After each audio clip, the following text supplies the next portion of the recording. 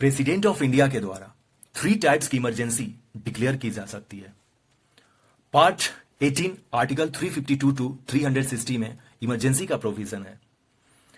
Number first national emergency article 352 के according, number second state emergency article 356 and article 365 के according, and number third financial emergency article 360 के according.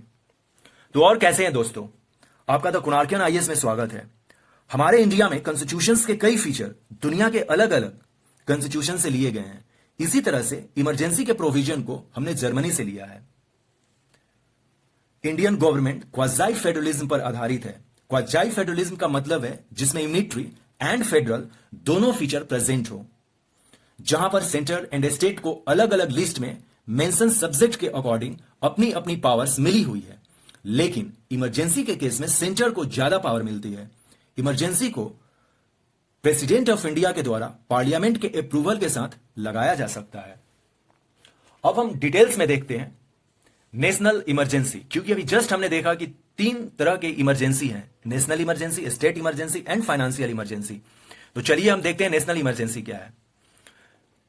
National emergency तब declare की जा सकती है जब देश में 3 सिचुएशन हो, that means 3 situations. Number first is war, number second is armed rebellion and number third is external aggression. War का मतलब है जब 2 देशों के बीच वॉर डिक्लेयर हो, यह दोनों देशों की जानकारी में होता है। Number second armed rebellion. Armed rebellion का मतलब है देश में ही देश के लोग हथियारबंद ग्रुप में प्रेजेंट गवर्नमेंट के खिलाफ हो जाए, अर्थात चुनी हुई सरकार के प्रति हथियार उठा लेना।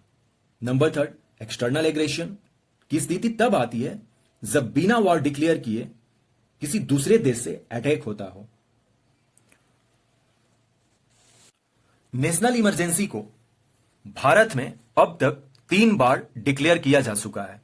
Number first 1962 India China war, number second 1971 India Pakistan war and number third 1975 internal disturbance. 1975 में आर्म्ड रिबेलियन के चलते जो इमरजेंसी लगी थी उसको इंटरनल डिस्टर्बेंस कहते हैं। उस समय की प्रधानमंत्री मिस इंदिरा गांधी ने यह लगाया था। अब हम आर्टिकल 352 को देखते हैं। आर्टिकल 352 कहता है proclamation of emergency, that means national emergency.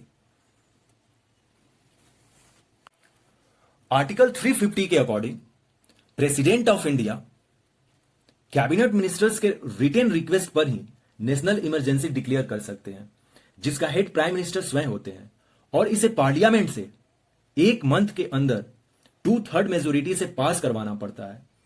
National emergency को 6 मंथ्स के लिए ही लगाया जा सकता है, imposed for 6 months, but repeated parliament के अप्रूवल के साथ इसे एक्सटेंड किया जा सकता है, जिसकी कोई लिमिट नहीं है।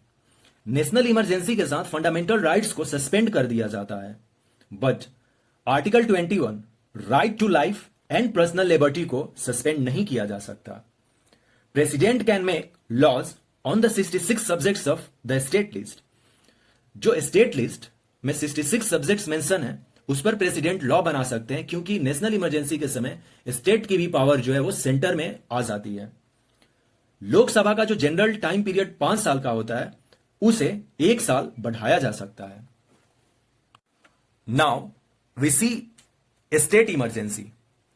अगर प्रेसिडेंट को स्टेट गवर्नर द्वारा दी गई रिपोर्ट या अदर सोर्सेस से पता चलता है कि स्टेट गवर्नमेंट कॉन्स्टिट्यूशनली परफॉर्म नहीं कर रही है, इसका मतलब है इंडियन कॉन्स्टिट्यूशन के प्रावधानों से नहीं चल रही है वो स्टेट, तब उस स्टेट में स्टेट इमरजेंसी लगाया जा सकता है।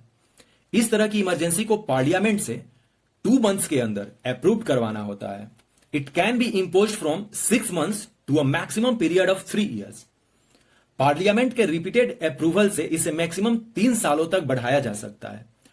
अगर 3 इयर्स से भी ज्यादा करना है तब इसे कॉन्स्टिट्यूशनली अमेंडमेंट करना पड़ेगा, दैट मीन्स कॉन्स्टिट्यूशन में अमेंडमेंट करना होगा, जैसा कि पास्ट में पंजाब एंड जम्मू कश्मीर में यह हो चुका है।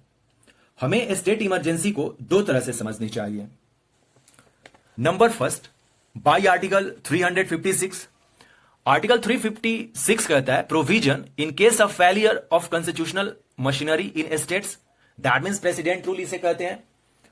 आर्टिकल 356 अगर वो स्टेट कॉन्स्टिट्यूशन के अकॉर्डिंग नहीं चल पा रहा, कॉन्स्टिट्यूशन के अकॉर्डिंग फेल हो गया है, तब जो वहां पे प्रेसिडेंट रूल लगता है उसे, वहां पर जो स्टेट इमरजेंसी लगती है उसे प्रेसिडेंट रूल कहते हैं।